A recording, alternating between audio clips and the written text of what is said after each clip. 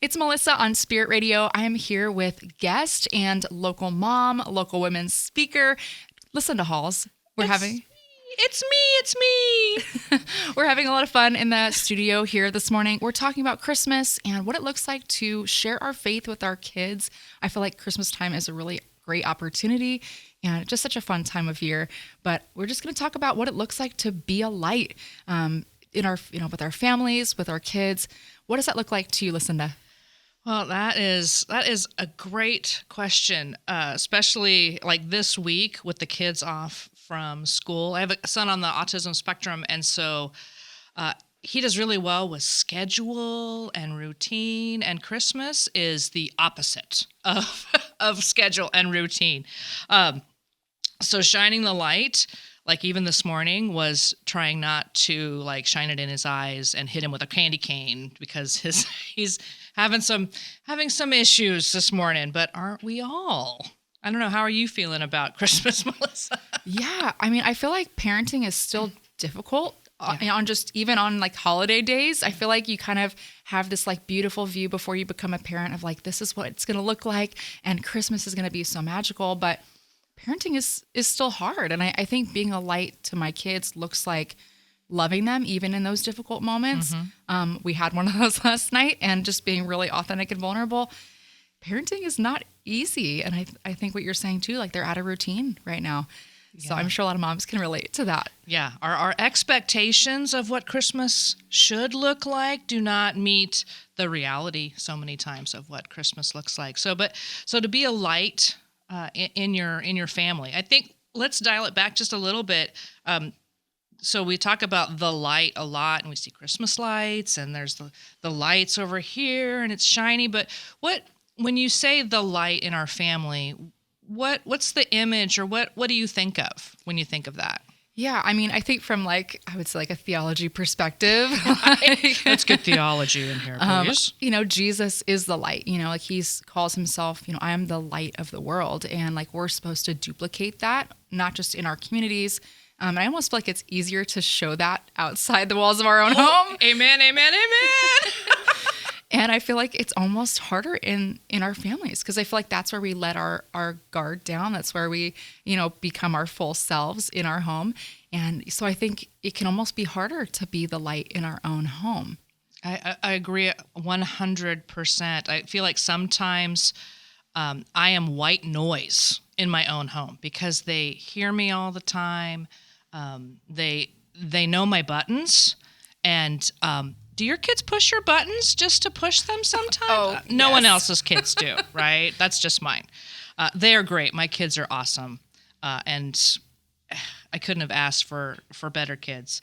But they know my weak spots, and so you were talking about the light of Jesus, and so if we are Christians, we have Jesus in us.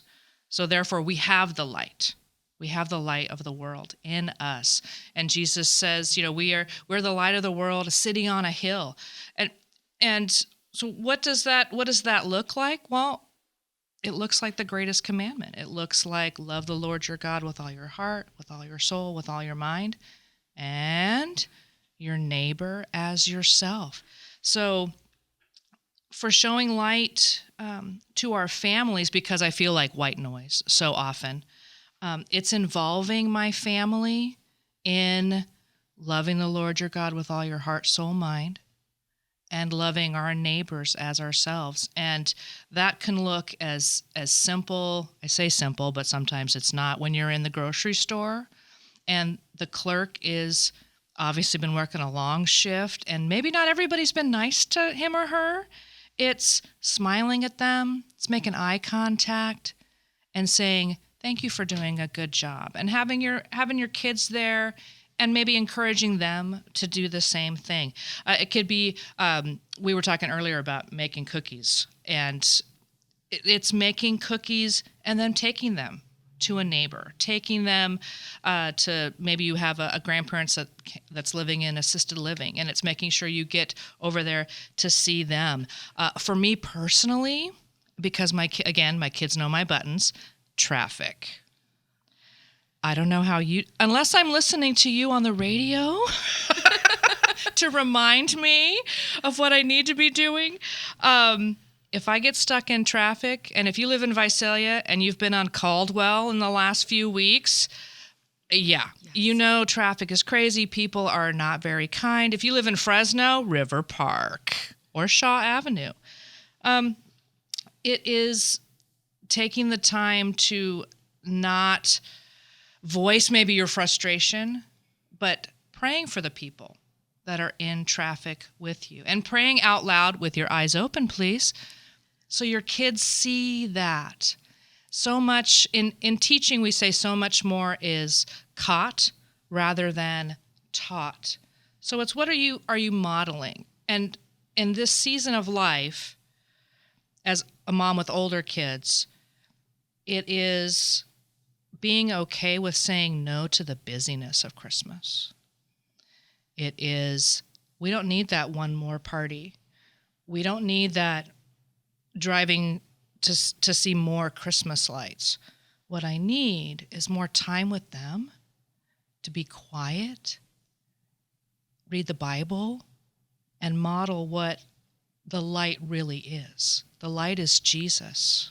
And that's kind of what we've been focusing on with a 19-year-old and a 17-year-old this season. Yeah. And I even find, too, I have two younger kids, and they're 5 and 7. And I feel like there is that pressure to do all of the fun things because it's supposed to be like this magical, fun time of year. It's the most wonderful time of the year. And it is. It really is. But I feel like that's something that, like, I very much have FOMO. Like, I have this major fear of missing out. Right. And when I skipped an event last week to stay home with my family. And then on social media, seeing all the pictures from the event, I'm like, this would have been so much fun. But in that moment, I just needed to have a more low-key time with my family. Mm-hmm. And in that moment, that was more important. And it's hard, again, when you have that FOMO. But to recognize that being a light to our family doesn't mean taking them to all of the things, but being present with them. And that's hard. It's hard when I'm someone that loves all the things. I do too. I love all the shiny, and I love all the lights. And it's, I think maybe as parents too, we are so, I don't know if worried is the right word, but we want so much for our kids. Maybe educationally, definitely spiritually. And I have this mindset sometimes that if I don't do all of these things, like Christianity as an equation, if I don't do A, B, C, then somehow they're not going to be Christians. Well, that's not how Christianity works. And so when you put that pressure on yourself that, oh no, where's the one more thing that I need to do that makes sure that my kids love Jesus?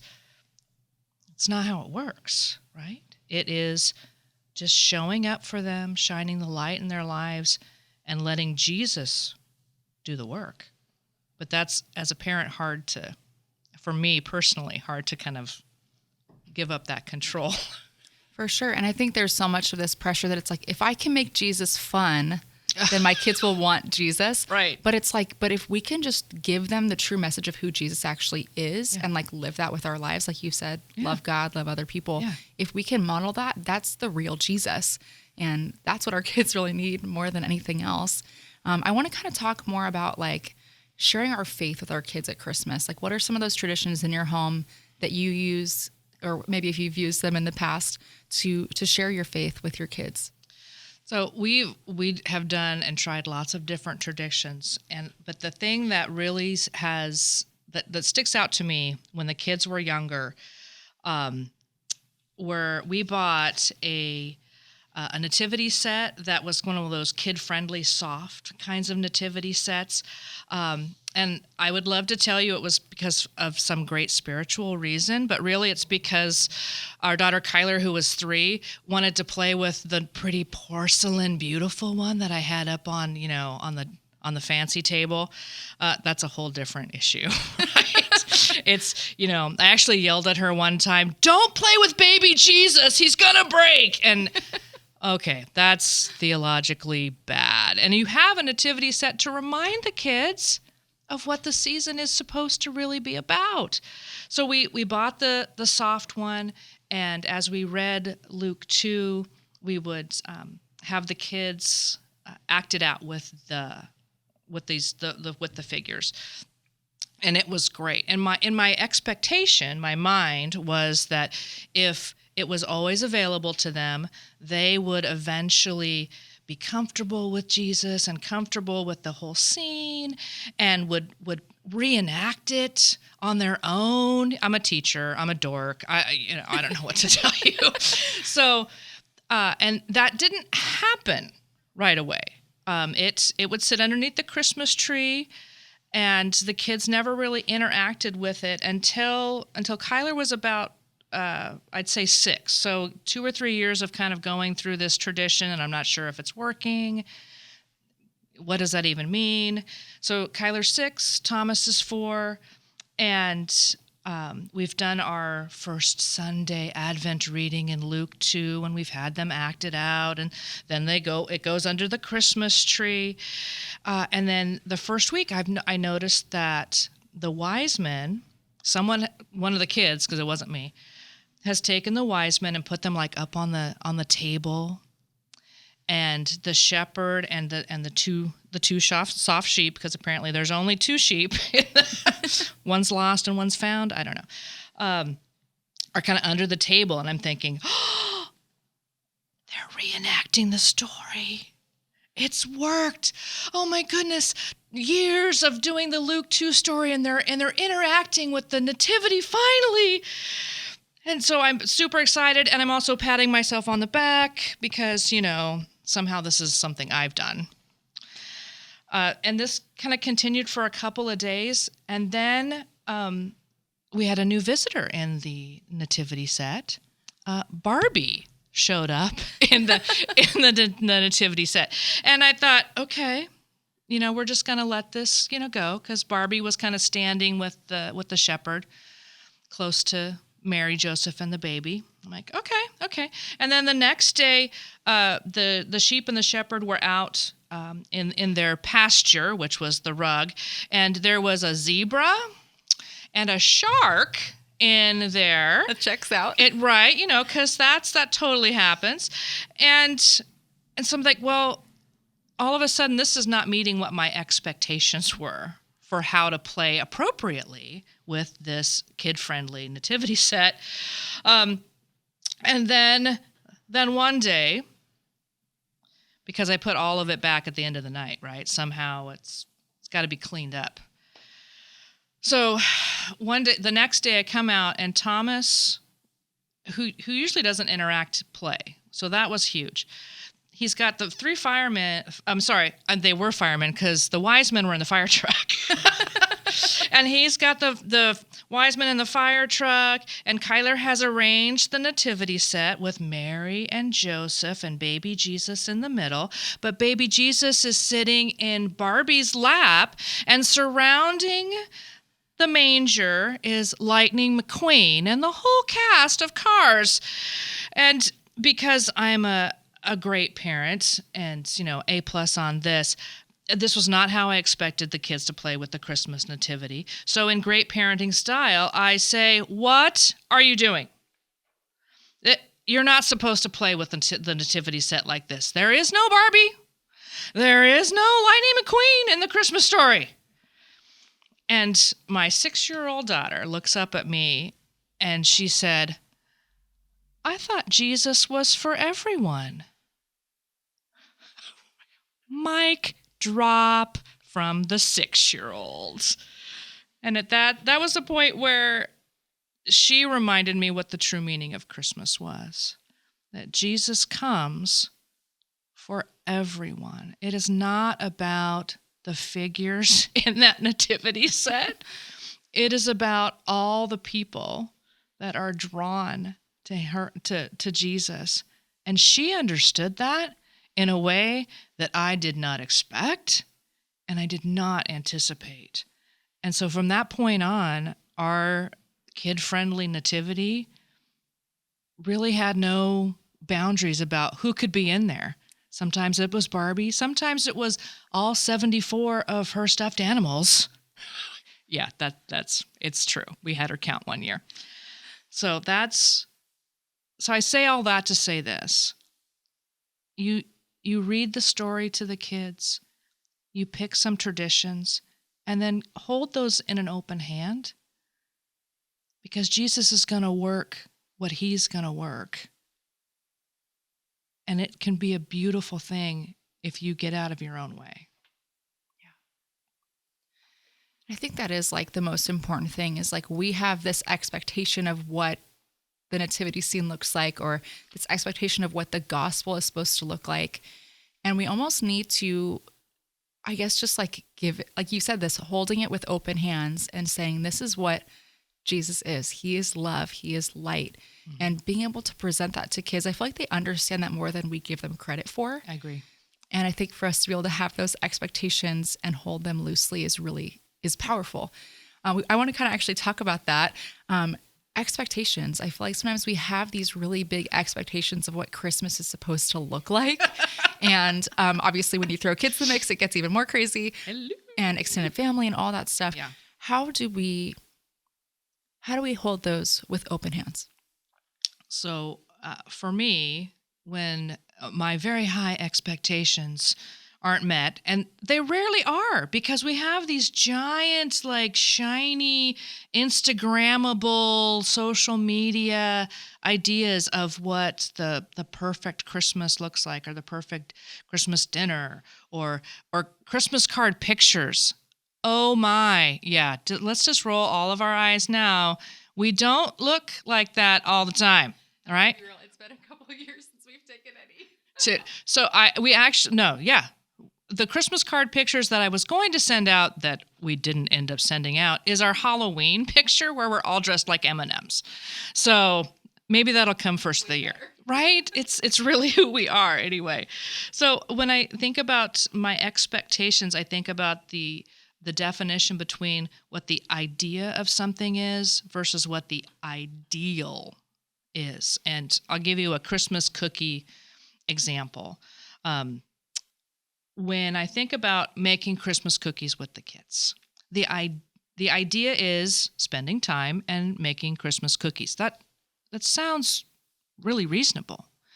But when I turn it into an ideal of these Christmas cookies will be beautifully frosted and decorated with sprinkles and just the right amount of what are those shiny little, they're not, espadrilles are the shoes, but they're some kind of,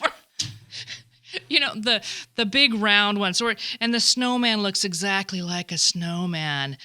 And we're going to finish it in a timely manner, and then we'll deliver them to our neighbors. And then the cookies get burnt, and the kids burn out after frosting 2 cookies, and you have sprinkles, not on the cookies, it's on the floor, right? And when that happens, and I focus on the ideal, I'm disappointed. I'm disappointed in myself. I'm maybe irritated with the kids. But the ideal, or the idea, was to bake cookies with the kids and spend time with them. Did I do that? I did. I can enjoy the idea and not get hung up on that ideal. But the real trick, at least for me, is to think about what the idea versus ideal is in advance. Because with hindsight, it's a little bit easier. Do you feel like it's true, like afterwards, to be like, oh, I didn't handle that well? Yeah, I think like coming into it with maybe a lower bar. So much lower. So much lower. Helps a lot. And it's like, if your expectation is like, I'm going to bake cookies and have fun with my kids, that is a very reasonable bar. Yeah. Am I going to make Instagram worthy cookies? Absolutely not. Even if it's just me cooking them. So if I set my bar up here, I will 100% of the time be disappointed. Yeah. And it's like, that's the goal is loving our kids through whatever we do. And if we're, again, expecting that Instagram worthy cookie, it's not going to be fun for anybody. No, because you're putting all this pressure on yourself. And I think that kind of translates into Christianity too. We think that God's going to be like disappointed in us if we don't meet some kind of Instagrammable standard. And he wants us to be the light of the world. He wants us to love him with all our heart, soul, and mind, and our neighbor as ourselves. And that looks different, and that looks messy. And he's happy that we're shining the light, because he's going to take care of the end part. He's going to take care of how that works out in their lives. We're just supposed to shine the light. So this is going to air right before Christmas. And I don't know about you, but we do extended family get-togethers at Christmas time. Anyone else out there do extended family and you might have some high expectations for those, but when you talked about setting the bar a little lower, so if your expectation for your big family Christmas gathering is that everybody is parenting their kids the same way that you do, if your expectation is that everyone has taken the same care and thought to pick out presents that maybe you did, or maybe your expectation is that people won't talk about politics, you might be disappointed depending on your family. I don't know. But if you set your bar in advance when you're driving, just think about this. What's the idea of Christmas? First of all, it's Jesus.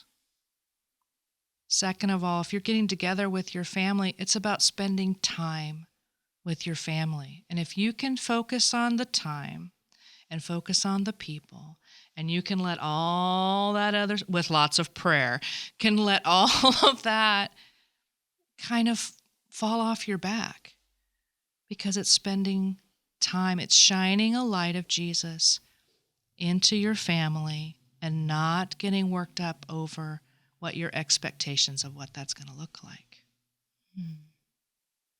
I know for me, we find this, I do the same thing on Thanksgiving, Christmas. Anytime I'm going to go into like a big family setting, taking time to pray about the conversations that will come up, and being able to say, how can I come into this space being the light? How can I not light a fire? Burn down down the family Christmas. But like, how could I just be a soft, gentle, kind light and represent God well, because as our family, like that, we do represent God. As Christians, we're supposed to be that light no matter where we go, in a way that's positive. So if you have a family member who has very strong opinions about politics, then you just kind of go into it knowing that, praying about it, and just being a soft, gentle light of Jesus in that. So we have a son on the autism spectrum. And if you know that there's going to be a lot of lights and a lot of paper and chaos, you're praying about that in advance, and I prep him in advance for what I know is going to happen, and that kind of helps him navigate that as well. So it's really taking that bar and moving it way, way down, because Jesus just wants us to love people. He does the changing. We just do the love. I love that. Well, we're about to wrap it up. Obviously, with wrapping, I feel like that's a good theme here. But is there anything else you'd kind of want to share with people? Wait, this was not a question. So this year has been for us a focus on the light of Jesus, and not in the Luke 11:33. This is a paraphrase version. Please don't look it up. It's not anywhere other than in my mind. It is, Jesus says that he doesn't light a lamp and want us to hide it in the cellar or in a drawer. He puts it on a stand so that others can see where they're going. So many times we have these hard things that are going on in our lives. For us, it's one of the things I talk about is having a son on the spectrum at 17, and just that process. But if we can be honest with the stories that we have, we can shine the light of Jesus, that hope and truth and grace and mercy and the richness if we can share our hard stories and the hope that we find in Jesus through that, we can help someone else navigate that for themselves. But when we hide that light and say, I'm fine, everything's fine, we have a perfectly decorated tree, and the cookies aren't burnt, and I totally know what we're having for dinner tonight.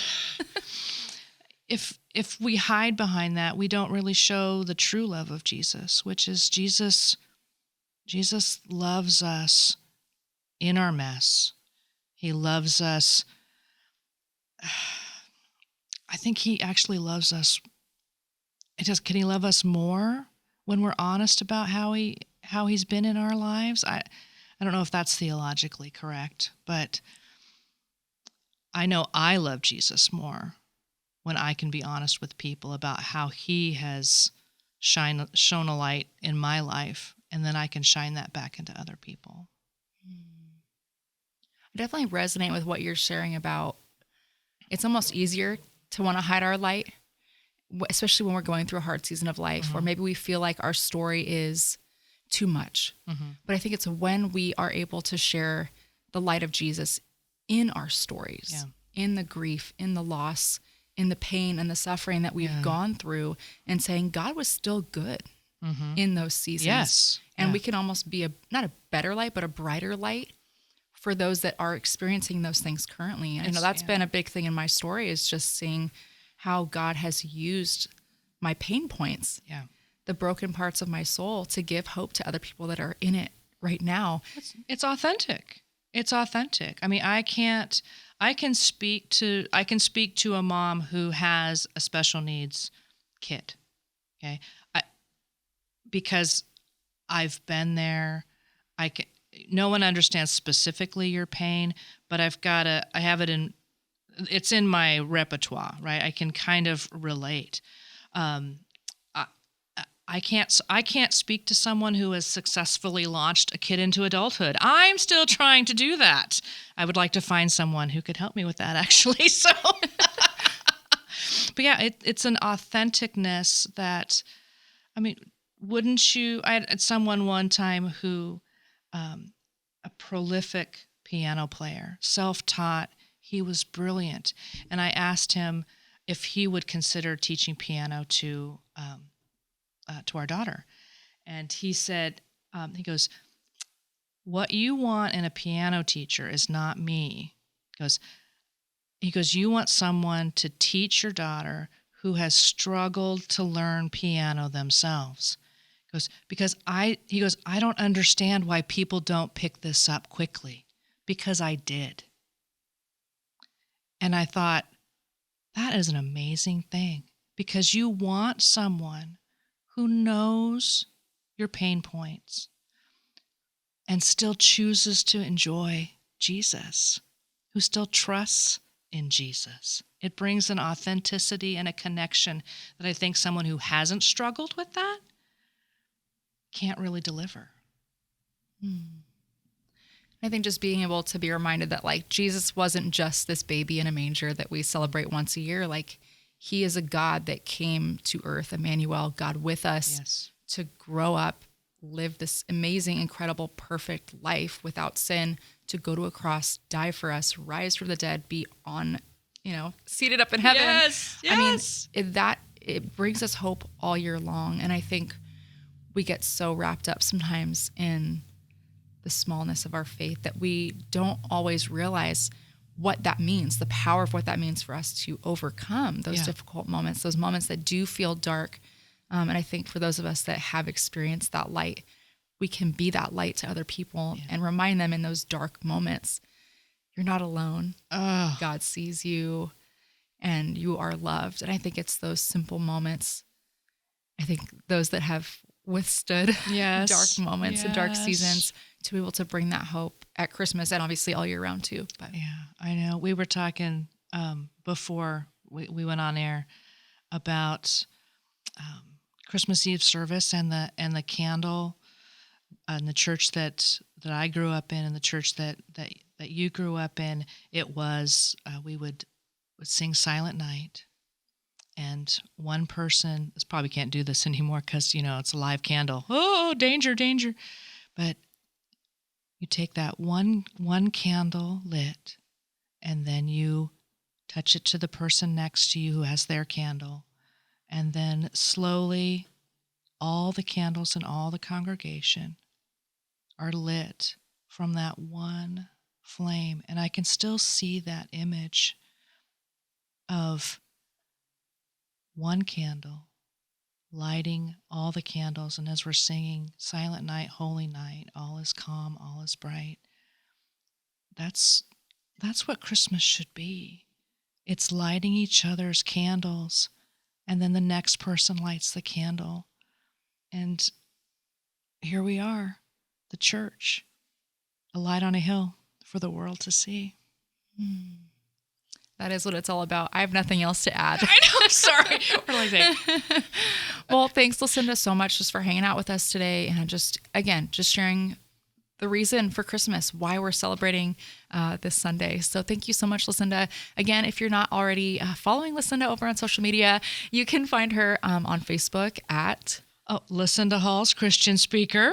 And on Instagram at LaCinda Halls. That's perfect. Well, great. Well, thank you so much for everyone that's listening. I hope that you would be encouraged today, that you would find the hope of Jesus and have some realistic and wonderful expectations. Merry Christmas.